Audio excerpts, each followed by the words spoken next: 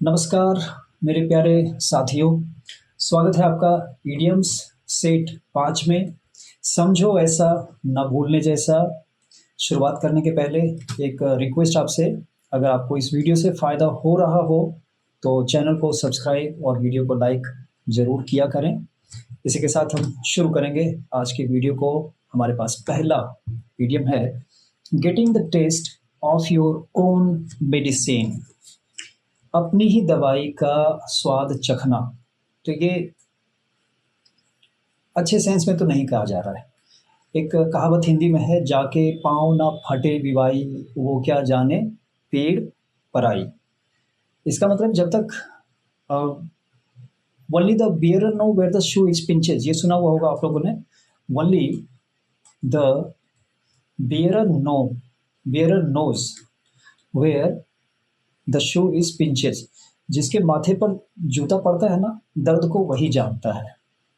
तो getting the taste of your own medicine, अब इस बात की शुरुआत कैसे होती है कि एक क्वैक था।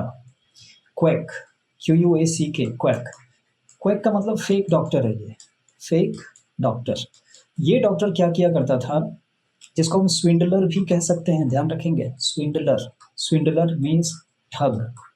ये ठग लोगों को मेडिसिन दिया करता था बीमारी का इलाज करने के नाम पर। अब दवाइयाँ कैसी थी, लोगों को कड़वी लगती थी, लेकिन उनको लगी कि दवाइयाँ हैं तो वो खाते थे।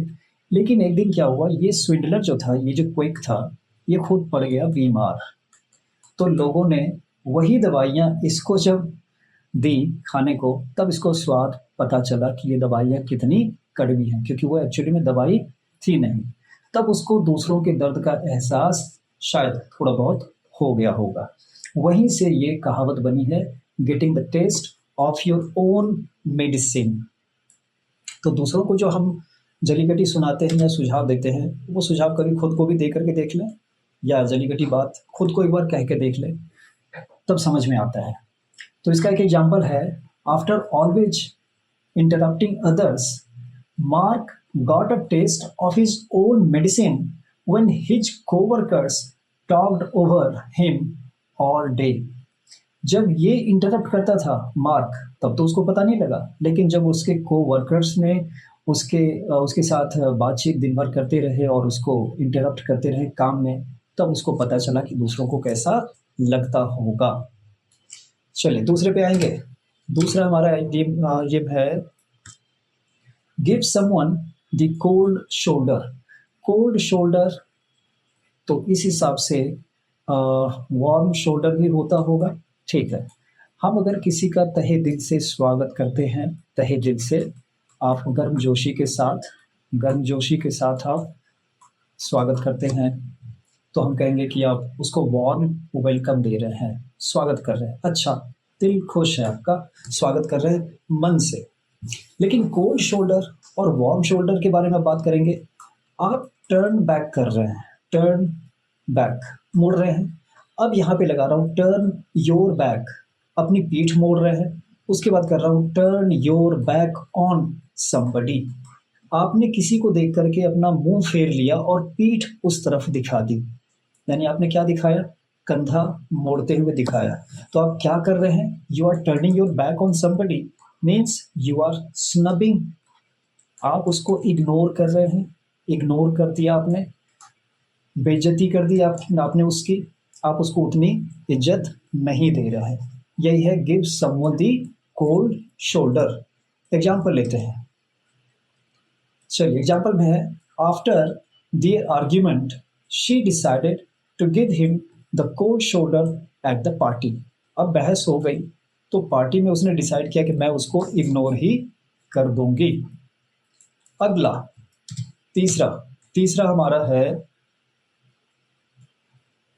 The last straw. The last straw, इसका फुल वर्जन आप समझेंगे। अगर हम ये कहें कि स्ट्रॉ का मतलब तो ये तिनका हो गया, तिनका कहेंगे। आखिरी तिनका, आखिरी तिनका हम अक्सर सुनते आए हैं कि अब बर्दाश्त की लिमिट हो गई है, अब बर्दाश्त नहीं कर सकते। इतनी सीमा थी, 4 की कैपेसिटी थी, 4 से ज़्यादा हो गया 5, तो ये आखिरी तिनका हो जाएगा जब बात हद से बाहर हो जाएगी। तो इसका फुल वर्जन है, it is the last straw that breaks the camel's back. It is the last straw that breaks the camel's back. जो ऊंट की पीठ को तोड़ देगा। अब ऊंट इससे ज्यादा बर्दाश्त नहीं कर सकता। तो हर एक चीज की सीमा होती है, जब सीमा पार कर जाएंगे तब हम बोलेंगे this was the last straw, now I can not tolerate any more. अब मैं जरा सा भी बर्दाश्त नहीं कर सकता। चलिए एग्जाम्पल देखेंगे। She has been unhappy with him for a long time, but when he crashed her car, it was the last straw. वो पहले से ही नाराज तो चल रही थी, लेकिन जब उसने उसके कार को दुर्घटनाग्रस्त कर दिया तब उसको लगा कि अब इससे संबंध विच्छेद कर ही लेना चाहिए, ब्रेकअप कर ही लेना चाहिए। अब ये बर्दाश्त के बाहर हो गई बात। ओके है। चलिए हम अगले पे आएंगे। चौथा हमारे पास है the elephant in the room. इसके ना बड़ी मजेदार सी कहानी है इसके बारे में। एक रूस का एक राइटर था, उसने एक नॉवल लिखी थी the inquisitive man. The inquisitive man. Inquisitive का मतलब क्या होता है? बहुत ही कुतूहल वाला, कुतूहल से भरा हुआ, जो क्वेश्चन ही क्वेश्चन पूछता रहता है, क्या, कहाँ, कब। तो एक ऐसा ही आदमी था इनक्विजिटिव मैन, जो जासूस का काम करने लगा। अब ये जासूस था, तो किसी घटना के बारे में इन्वेस्टिगेशन के दौरान एक म्यूजियम में कोई घटना हुई थी। म्यूजियम में जो घटना हुई थी तो उसने बिल्कुल माइन्यूट से माइन्यूट डिटेल को भी उसने खोज निकाला, एकदम छोटे से छोटा सुराग उसने ढूंढा। लेकिन इत्तेफाकन क्या था, उस कमरे में, उस म्यूजियम के उस कमरे में एक एलिफेंट था। और उसमें बड़ा सा कहने की तो जरूरत नहीं है, एक बड़ा सा हाथी वहां पे था। लेकिन उस हाथी को उसने मिस कर दिया, हाथी पे उसका ध्यान गया ही नहीं। माइन्यूट डिटेल्स तो उसने इकट्ठा किए, लेकिन हाथी पर से ध्यान हट गया। यहीं से ये चला, और जब ये बात खबर फैली कि हाथी को छोड़ करके उसने माइन्यूट डिटेल्स ढूंढे, तो तब से ये कहावत बन गई the elephant in the room, कि असली बात तो वो है, उस पर तो आप ध्यान देते ही नहीं। अब इसका यूज कहाँ पे करते हैं? The elephant in the room का मतलब हो गया एक बड़ा सा मसला, एक कमरा है, हम इसको रूम ले रहे हैं, इस रूम में एक हाथी है। ये बड़ा सा मसला घर में ही है, और हम बाहर जो है छोटी छोटी बातों के ऊपर ध्यान देते हैं, जबकि एक ऐसा मुद्दा है जिसके ऊपर बात करना जरूरी है। लेकिन आप क्या कर रहे हैं? या तो संकोच के कारण, या तो डर के कारण, या तो क्या कहते हैं, एकता ना होने के कारण, एकता नहीं है, इस कारण से हम इस मुद्दे को छूते ही नहीं हैं। The elephant in the room, तब से ये कहा जाने लगा। इसका एक एग्जाम्पल लेंगे। एग्जाम्पल है although sales have प्लमेटेड।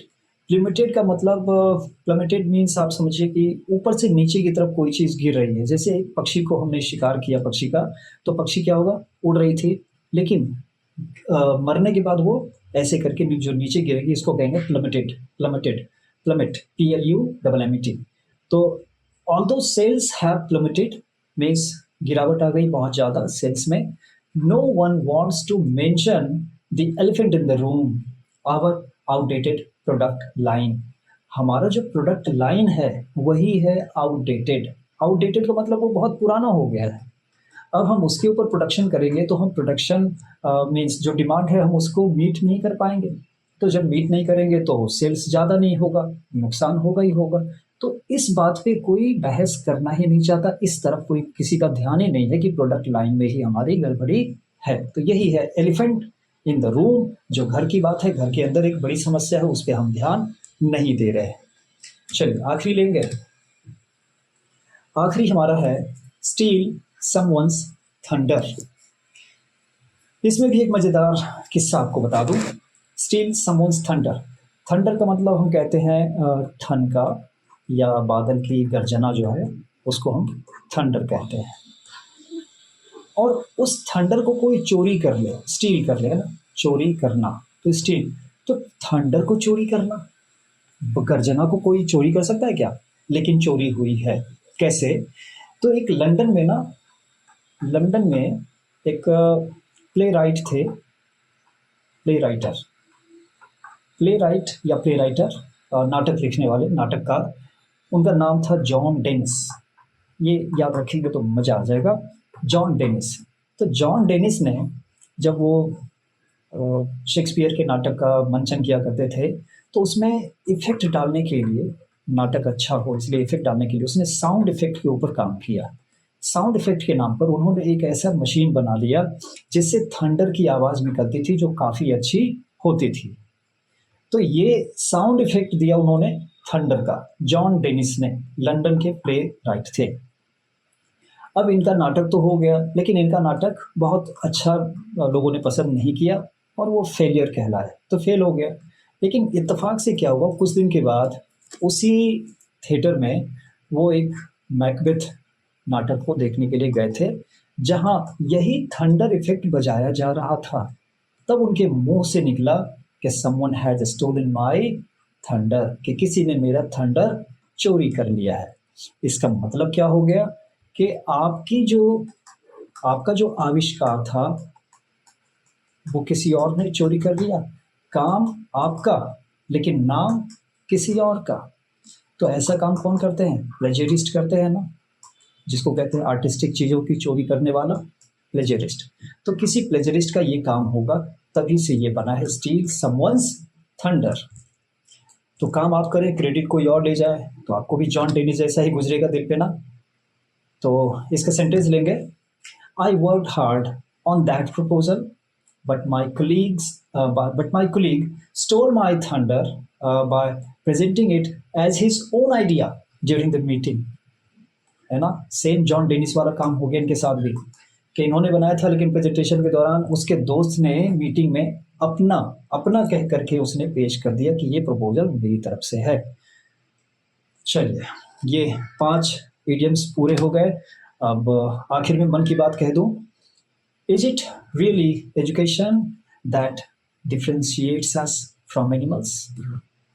Think deeper. बात गहरी है, सोचें और मेहनत करें। चलिए, मिलते हैं अगली वीडियो में कुछ और इडियम्स के साथ। तब तक के लिए take care and bye bye.